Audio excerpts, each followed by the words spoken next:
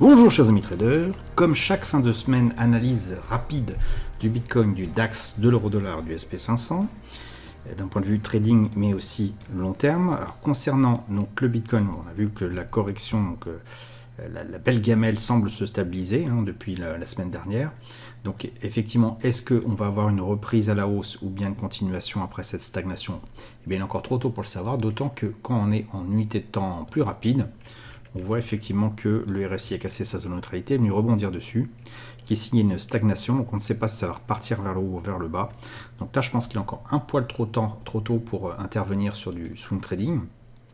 Et de toute façon, si on regarde en unité de temps encore inférieure, en 1 heure, là on voit effectivement après cette baisse où il y a des belles entrées, des belles opportunités de prise de vente à découvert, en tout cas sur le CFD, eh bien on a une stagnation, plutôt à la hausse, là plutôt à la baisse, donc on est quand même dans une espèce de range un peu plus long, qu'il va falloir attendre de sortir de cette enveloppe là pour savoir ce qu'il va falloir faire exactement en termes de swing trading, voire de day trading. Concernant le DAX, c'est exactement la même analyse que la semaine dernière, donc on est aussi en long terme avec un range qui est toujours en cours, on le voit ici. On attendra une cassure par le haut pour tenter un swing trading, alors ça on va plutôt le voir en unité de temps inférieure, voire encore plus inférieure, voilà. Donc tant qu'on est dans cette espèce de range, cette enveloppe là, on va rien pouvoir faire de sûr. Là c'est vraiment encore incertain. Et donc on attendra une cassure par le haut pour tenter un swing trading à la hausse sur une base H1. Et pour le long terme, je pense que c'est un peu tard pour entrer en position là-dessus, d'autant que quand on regarde en journalier ce qu'il en est, on voit qu'on a une accumulation là, avec une certaine incertitude sur ce que ça va pouvoir donner. Donc le range, c'est celui-ci. Concernant l'euro-dollar, c'est la même analyse que la semaine dernière, donc je vais être extrêmement rapide aujourd'hui. On est légèrement haussier sur le long terme, donc pas question d'investir le long terme sur l'euro-dollar pour l'instant. Déjà c'est du forex, mais en plus, on n'a pas non plus de signal intéressant sur le long terme.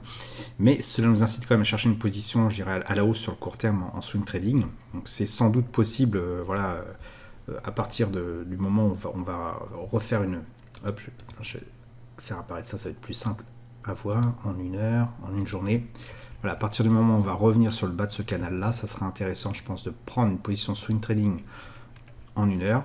Donc bon, rien d'évident pour l'instant, donc le canal là, qui apparaît ici, qui ne s'est pas représenté, c'est celui-ci dont je parle. Voilà. Il est évident que si on casse ce canal par le bas, il faudra reconsidérer sa position, puisque de toute façon en une journée, voilà, on est sur un flux qui a priori s'oriente vers un range d'assez grande envergure, quelque chose comme ça.